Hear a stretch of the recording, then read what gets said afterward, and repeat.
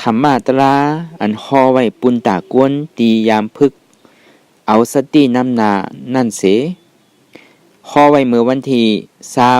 24เดือนเก้าปี2562อนัตตวิปัสสนกรรมฐานกัดกูเวงตนตี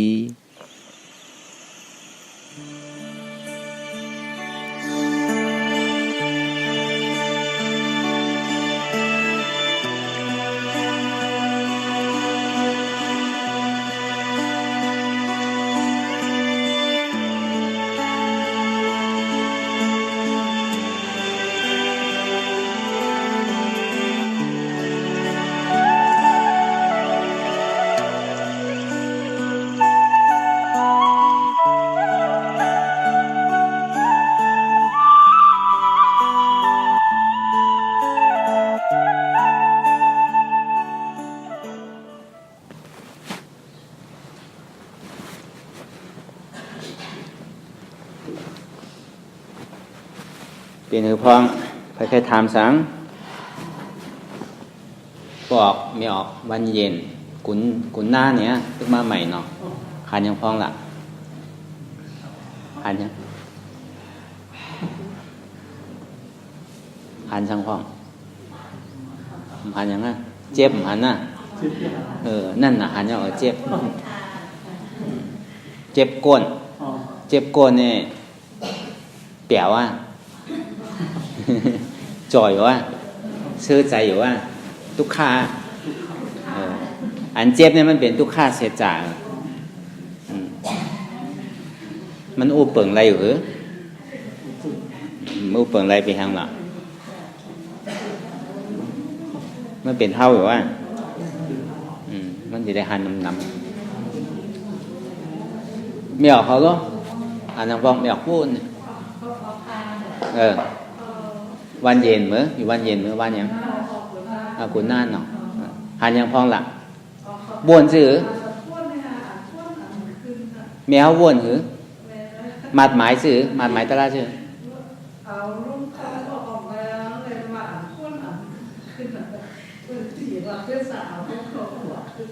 อนัตตาบ้วนนะอนัตตาใจเก่าบ้า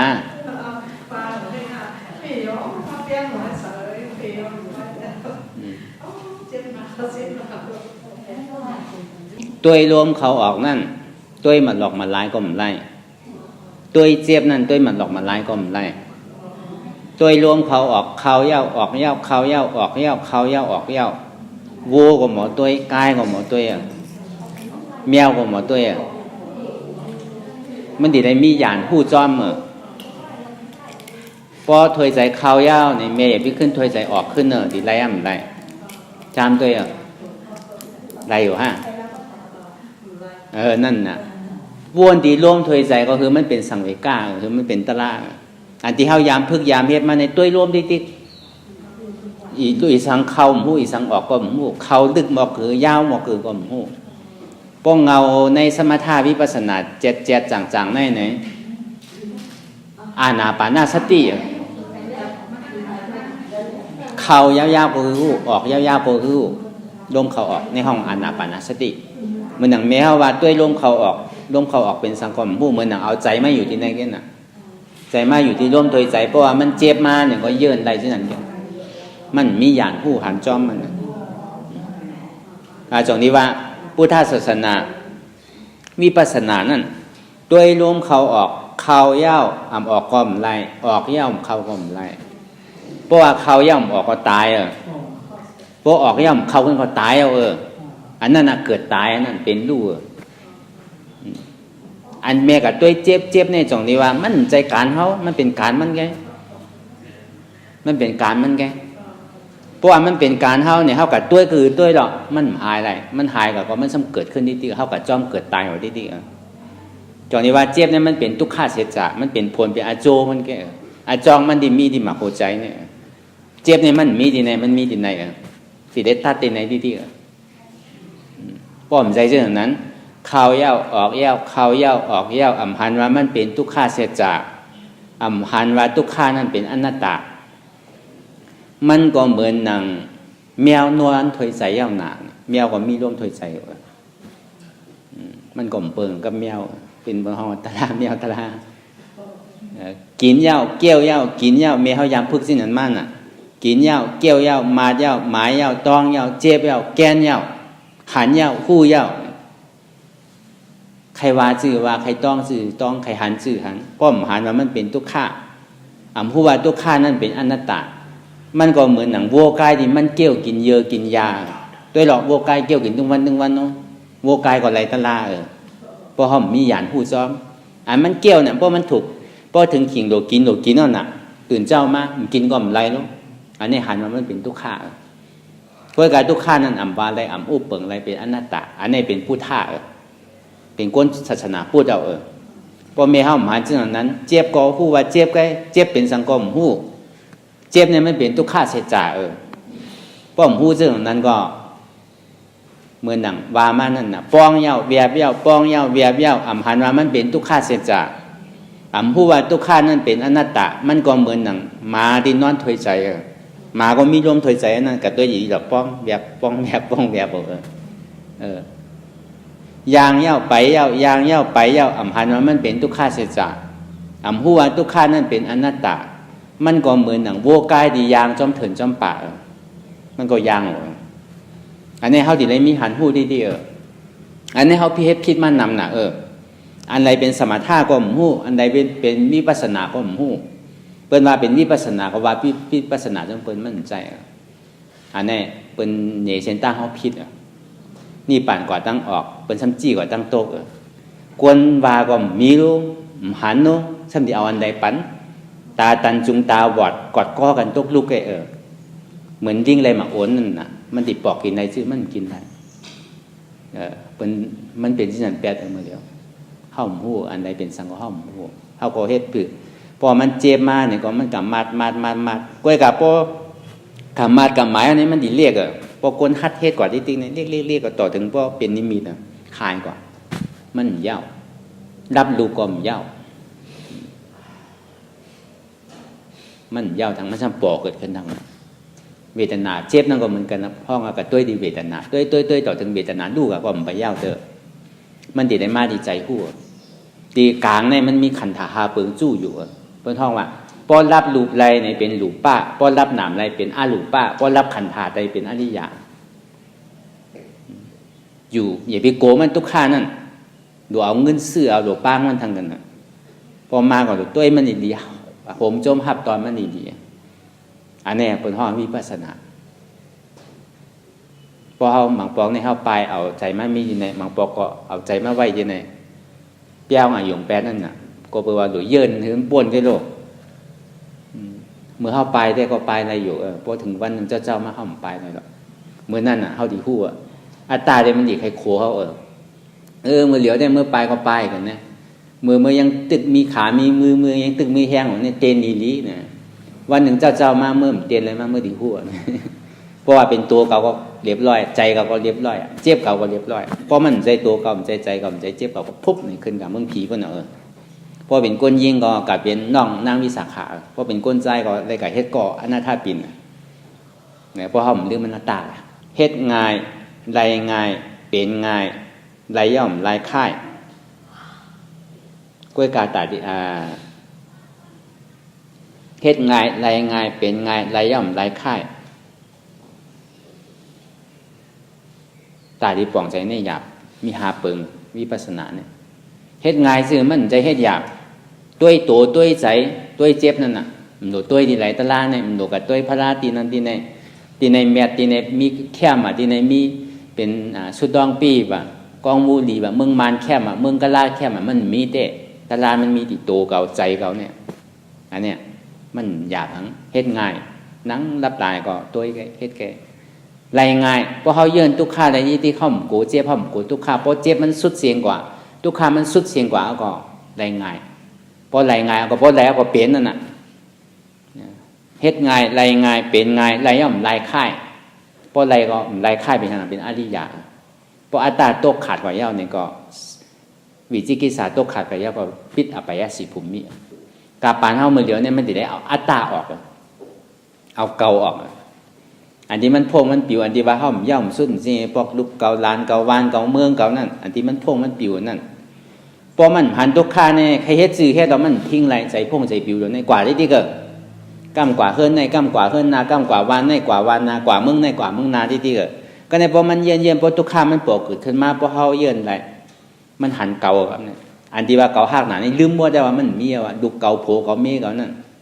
กว่าหมดอันเก่าหักหนาในตัวเก่ามันแล้ว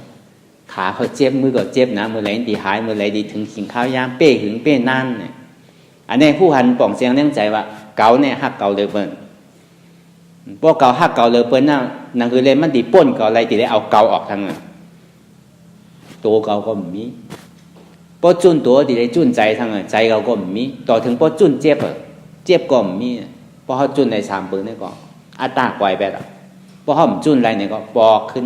พอหามันเจ็บมาเยื่อมไรละพอหาใจดีนิ่มมาพื้นปันเนี่ยค่ายปันเนี่ยก็ปอกขึ้นกับขึ้นนั่นพงปิวพอยาวกับเงาละแปรอะไรนั่นน่ะมันเป็นที่ฉันติ๊กกันห้างหรือติ๊กน่ะป้อมห้างได้สีมันเปลี่ยนหมดแล้วน้องก็เปิดห้างหรือติ๊กกันน่ะนี่ป่านนี่มันใจว่าโดยย้อนเอาคอเสือเอาโลพอย้อนในสุดต้องไรได้มึงมาได้ห้ามหมดแล้วมาแค่หมอย้อนเหนือใต้ย้อนเนี่ยใต้ก็ทำเป็นตะเปียมาด้วยหนึ่งเก่ามึงมาเนี่ยห้ามหมดมึงไตในห้ามหมดมึงไทยในห้ามหมดอ่ะพอย้อนอะไรนั่นก้อนหนึ่งก็ปั่นนี่ปั่นก้อนหนึ่งก็ย้อนนี่ปั่นก้อนหนึ่งก็หันก้อนหนึ่งก็หู้ปั่นกันอยู่กูวัน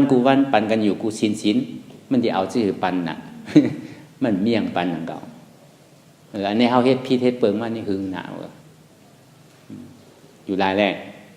ศาสนาอันว่านี่มันมีอยู่2 อันแกหันหู้หันสังหันทุกข้าหู้สังหู้ว่าทุกข้าเป็นอนัตตา2 เปิงนี่แกเพราะอะไรถ่อมได้ยินดีไรก็ศาสนาไปหายเด้อ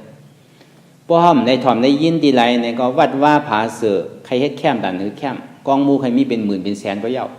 ใบกองมูก็มยากองมูเด้อถาดเนี่ยถาดเนี่ยเพราะว่าแต่ถาตู้เนี่ยถาดเนี่ยมันเป็นตีกองมูตาดีเฮ็ด1ถาดต่อพระเป็นเจ้า2ถาดถาดยะหันตะ3ถาดพระเจกพุทธะ4ถาดสัจจามังขุนโลกนั่นน่ะมี4 เมี่ยว4 ก้อนเนี่ยอันที่เฮ็ดเสดีไรบริการถาดอันเจียหรือนั่นทางไหนเนี่ยมหันถาดหินน้ำลมไผ่อันนี้เขามานั่งรับตาหาเจ็บแก้นต้งตอดเนตรสารสันไว้โค้มไต่นิ่มในเป็นถาดลมควันไม้กัดหนาวในเป็นถาดไฟนักเบาอ่อนแข็งในเป็นธาตุดินจู่ตุ้มจับยายจึงหยอดเป็นดูในเป็นธาตุน้ำเขามานั่งรับตาพอมาหันเฉพาะธาตุดินน้ำลมไฟเนี่ยมันมีโหมมีขามมีมือมีตีนมันเป็นธาตุลมธาตุดินธาตุน้ำธาตุไฟแกมันแหลกลายค่ายสืบเป็นสืบลูกสืบเป็นสืบลูกเจ็บเนี่ยมันใจว่ามีเป็นคืบมีเป็นศอกมีเป็นอึกมีเป็นว่ามีเป็นร่างใจมันสืบเป็นสืบลูกเจ็บแก้นต้งตอดดิสันกว่าที่กะพอเมื่อไรเขากะยึดอะไรอันนั้นมันเจ็บพอเขาวางในต่างอันจะมากขึ้นเนี่ยอันนี้พอเขาหันนั้นในป่องว่าเขาหันกองมูเขาหันกองมูในตัวเขาพอเขาหันเจอในเขาใครกับไว้คือไว้มันไรเอาเงินกับปันมันที่แกกับปันแห้งมันที่แกจะตีวางมันกันอันนี้เขาไว้พิษเอาอันนี้หันผู้มันจะว่ามีดีบุญเจ้ามีเป็นหมื่นเป็นเฮงเป็นล้านใจพุทธศาสนามันว่าก้าวไก่ด้วยด้วยโลกเหมือนเมืองเปิ่นมันมีอยู่เนาะมีเป็นหมื่นเป็นแสนวด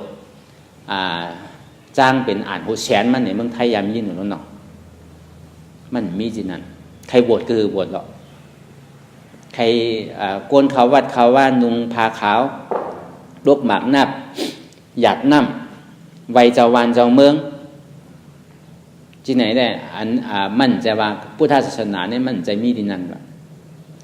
เกิดหลีของพุทธศาสนาเนี่ยอันดีอยู่ย้ำเนี่ยมี3กันพุทธาคำพาเป็นเจ้ายาก็ธรรมะอนัตตะยาก็สังขารอริยสังขาร3 เปิงเนี่ยโดยเช่นนั้นแต่มันมีอย่างแต่คนพุทธศาสนาเนี่ย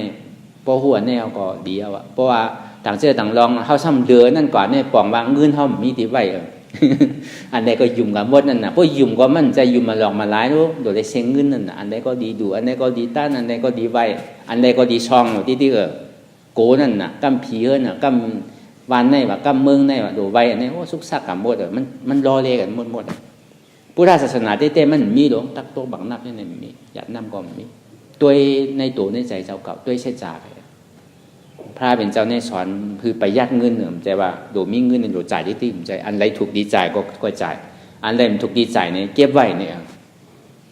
พวกผมใจเนี่ยเหรอพวกต่างเกิงต่างมิ้วมันมายาวเนี่ยอันใดก็ดีไว้พวกเฮ็ดอันนี้มันถูกเยี่ยวมันแม่นเยี่ยวเขาเฮ็ดกองอันนี้โดยตัววันดีกว่าเยี่ยวโดยเลยซองผีในผีหน้ากันเยี่ยวเนี่ยกว่าหมดแล้วจอดเจ๊ซึ่งหมดแล้วเป็นทองมาเป็นมิจฉาหมดแล้ว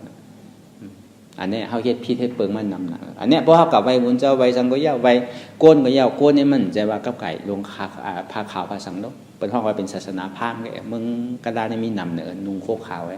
กวยกับมึงกระดาเนี่ยเปิ่นล้อเล่อยู่หลายผ้าเป็นเจ้าผู้สูเนี่ยมาเกิดเมืองใต้หนังเขามันก็เกิดเมืองกะลาได้ดีกันตีพระเป็นเจ้าเนี่ยตีเกิดก็ต้องตีเกิดตีเลียวกันนั่นน่ะตีอะไรเป็นพุทธาก็ตีอะไรเป็นตีนั่นน่ะอันนี้ทราบเหมือนหนังมันเป็นห้อยเก่าขึ้นมาหมดชื่อหล่ะตีนั้นเนี่ยมันโกนเมืองกะลาเนี่ยพวกเขาอยู่มันไรเขาอยู่มันนั่นแกเขามีสองเพราะศาสนาอิสลามก็อิสลามนั่นน่ะ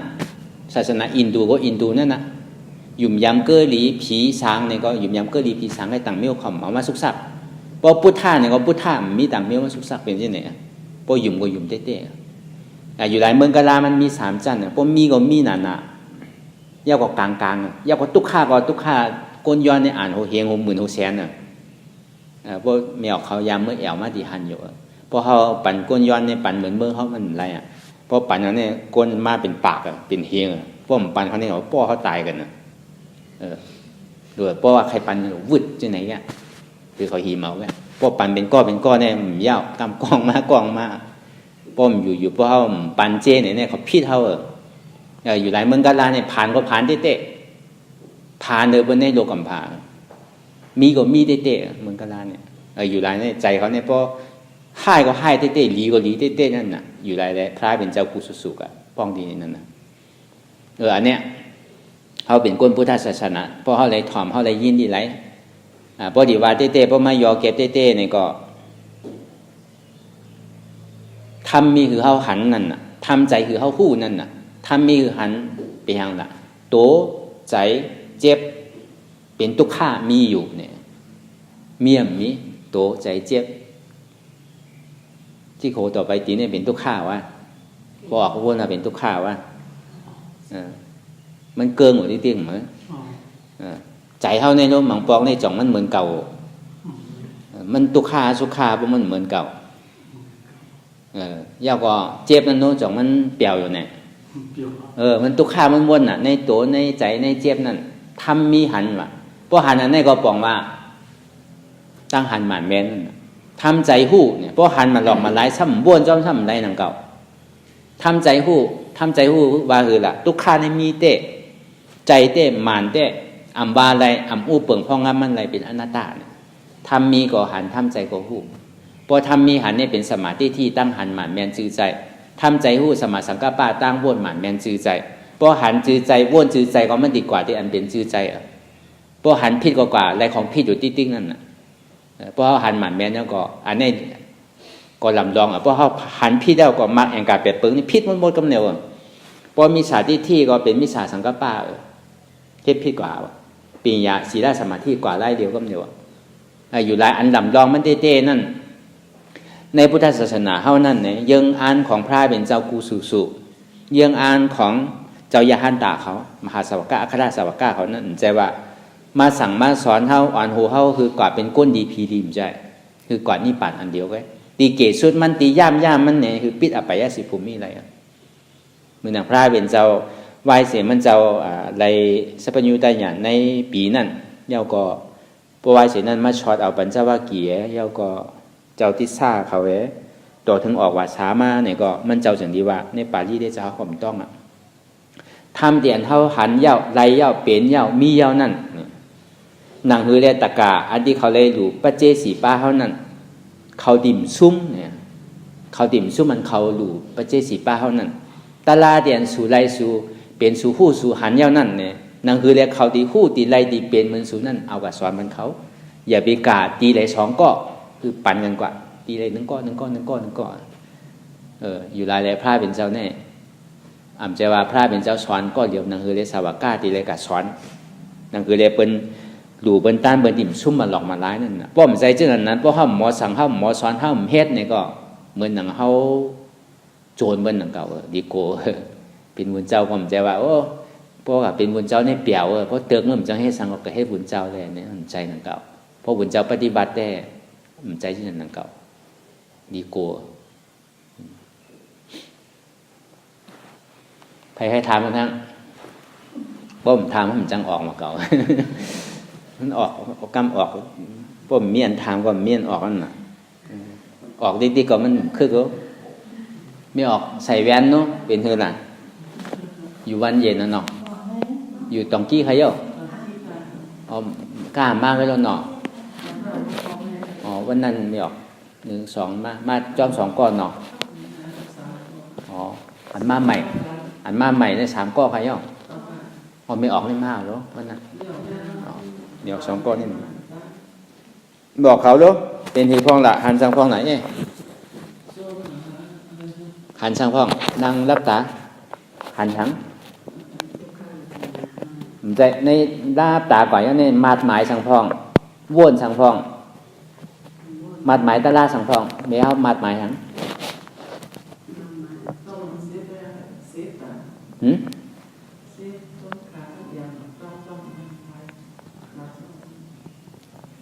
ขามีพอมีขามันหนูมีเจ็บพอมันเป็นขาก่อนนี้มันอย่าไปเจ็บก็เบิ่งมันใจขาก่อนนั่นน่ะเพราะขาเนี่ยเป็นอัตตาอยู่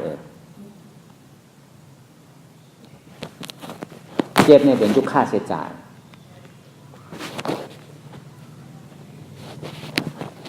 เมื่อเขามันหมายสิพ่องกะจอมเจ็บที่นั่นน่ะช่วยเจ็บที่นั่นแกเมื่อเขาว่นชื่อ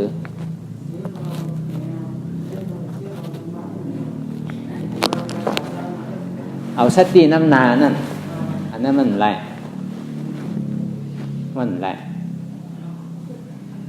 เจ็บไปผู้ยาวหันยาวอันนั้นสติน้ำนา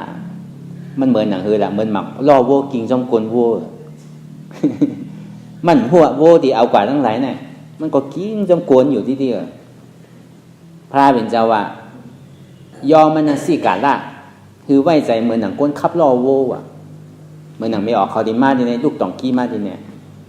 เอ็นอ่านมาดีในเอาเนี่ยก็ซ้ายก็เบี้ยกว่าก็เบี้ยป้อมมาถึงที่ในเธอได้ไปป้อเธอเนี่ยอย่าไปกับไม้ใจหมักล่อมันเป็นการของมันอย่าไปกับตัวมันเนาะตัวก็มันถึงเหตุการณ์ของมันอยู่ว่าเจ็บนั่นมันเหตุการณ์ของมันน่ะในเจ็บเดี๋ยวมันปวดคือในรูปธาตุเท่านั้นมันแตกลายซื่อน่ะแตกเหมือนหนังก้าวอ่ะเหมือนหนังไม่ออกเขาดีมาดีในตัวก้าอยู่แล้วอ่ะก้าดีมันดีหมักล่อแค่มายางมีเมียน้ำมันมีเมียเนี่ยไม่เอาเขาใส่เรียบร้อยแล้วป้อมดีกว่ามันจังมาหนังเก่าแล้วก็ในเจี๊ยบเนี่ยมันเหมือนหนังน้ำมันเนอะป้อมมีน้ำมันก็มาถึงในหนังเก่าอีพิโกนั่นน่ะเพราะโกเจี๊ยบกับน้ำมันโบจังตังเอามันมาแล้วอันนั้นจองนี้ว่าอย่าไปกัดตัวเจี๊ยบนั่นเพราะตัวเจี๊ยบเนี่ยบอกว่าเอาสติน้ำหนักใครตัวคือตัวมันเป็นการของมันอ่ะเท่าดีกับมันใจการเขาแล้วนั่นการเขาได้เตะติดไรตัวใจเมื่อมันเจ็บมันนั่นทุกขามันมีดีไรมันมีดีใจเนี่ยตัดทีนั้นต้องเดียวเจ็บเนี่ยมันเป็นธาตุโดมก็การเจ็บเนี่ยมันเป็นการมันเพราะใครตัวเตะเมโลตัวเข้ากับถึงตั้งในมันเพราะว่าพาอะไรละตัวใจตัวเจ็บคือหันในเจ็บคือหันในเจ็บติดหันสังหนักเจ็บเนี่ยมันมีการแหลกลายมันมีเจ็บอันเดียวเจ็บแกนต้งตอดเน็ตซานเนี่ยกว่าที่อ่ะตัวเจ็บหรือหันในเจ็บอันนี้จะดีกึ่งต่างคือตัวเจ็บเพราะกับเจ็บอยู่หันอยู่พูดอยู่เนี่ยมันมีอย่างนั่นน่ะเอาสติน้ำหนักมันเหมือนอย่างหมักล่อโวกิงจอมโกนโวนั่นน่ะก็ในพอเอาโววากับไรก็ในห้าม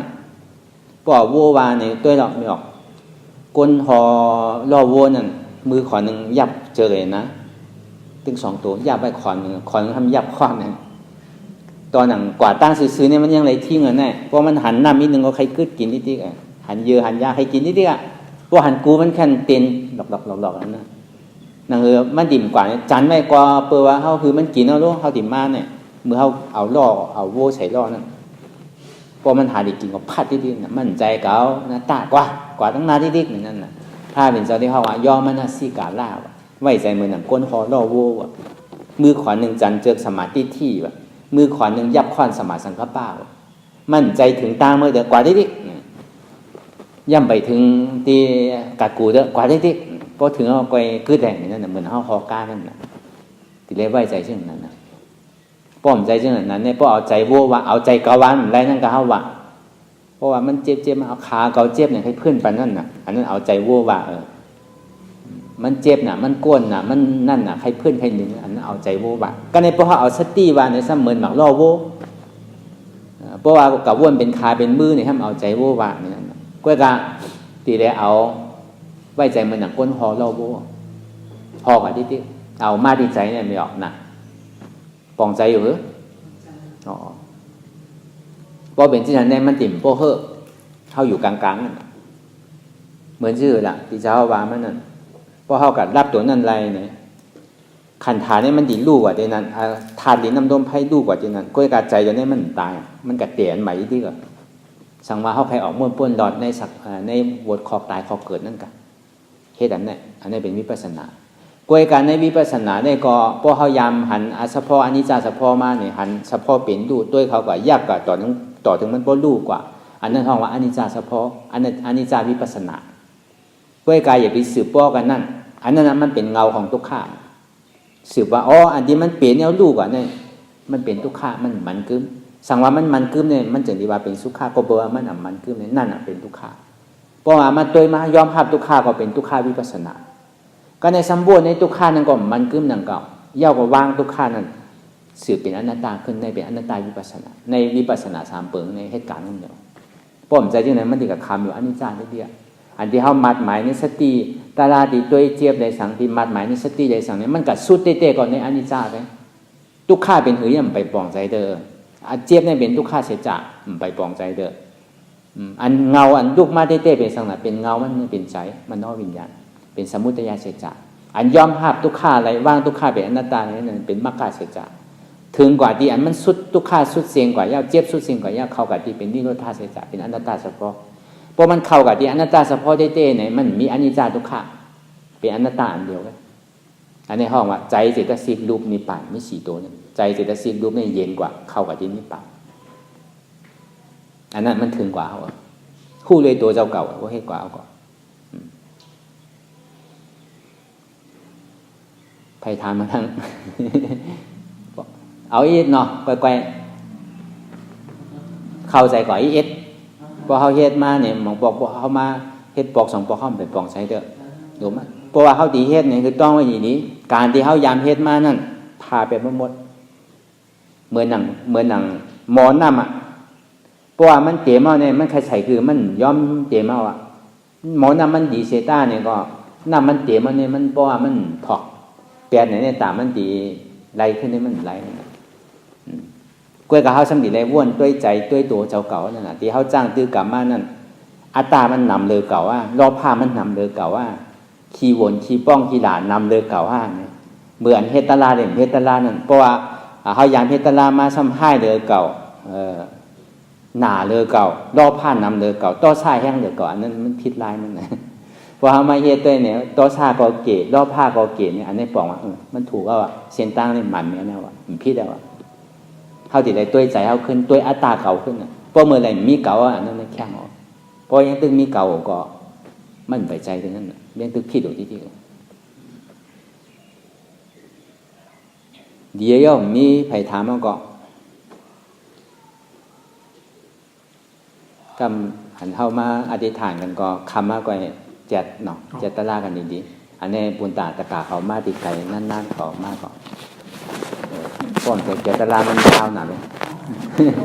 ตะกามันเป็นมาใหม่ก็อยู่ตรงปล่องแสง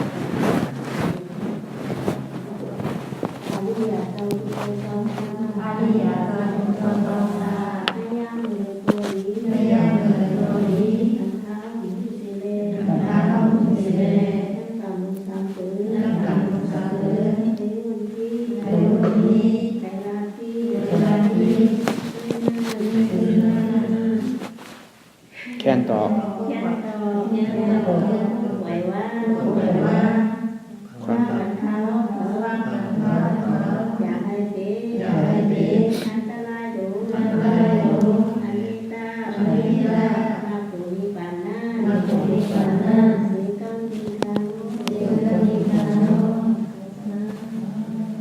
มันนอกัมมังวจีกัมมังกายะกัมมังใจอ่ำผู้เลว่นพิษซบลัดพิษโตเฮ็ดพิษมาติอาริยะเจ้ากูเจ้าอันป่วนกว่าเม็ดหินเม็ดทรายน้ำกองกานั่นขิงในยามในจึงขาเอาปอชาก็เป็นเสียชุมาคาเฮาปอบุญที่วิจิตาธรรมะต่างตัวอริยะเจ้าเขากูเจ้าอันป่วนกว่าเม็ดหินเม็ดทรายน้ำกองกานั่นสังวาตกาเขาตั้งหมดตั้งเสียงเจ้าเขาตั้งหมดตั้งเสียงใจอ่ำผู้เลว่นพิษซบลัดพิษโตเฮ็ดพิษมาตั้งหลังนั่นก็หลีพองยามเมื่อเหลียวในจะเฮาโซพนาก็ต่างตัววัดอนัตตาวิปัสสนากรรมฐานดีในไหวใจหัตถทานหารเสภาวัดตะลาอันดีตะกาเขาตั้งหมดตั้งเสียงในพิษพิษเปิงกว่าตั้งดังป่นมานั่นในสังพองยามเมื่อเหลียวนั่นในสังในโกโกจังเป็นอันตรายอันหับตับมาผลนิพพานของเจ้าเขาเลยตะกาเขาตั้งหมดตั้งเสียงต่อในกว่าวันตามือนาหือโซนกันหาหันทุกข้าหู้ทุกข้าเป็นอนัตตาเย้าเลยเอาอนัตตาตัดเป็นอัตตาที่วิจิกิจสากิเลสานั่นคือเลยหมดเสียงเกียงหายกว่าในภาวะจัดในป่าในห้างไผ่ห้างมันคือเลยห้าใบผลญาณห้าขามป่วยนิบานกัดเย็นกูก็กูกลสกรรมโดยตาเนาะ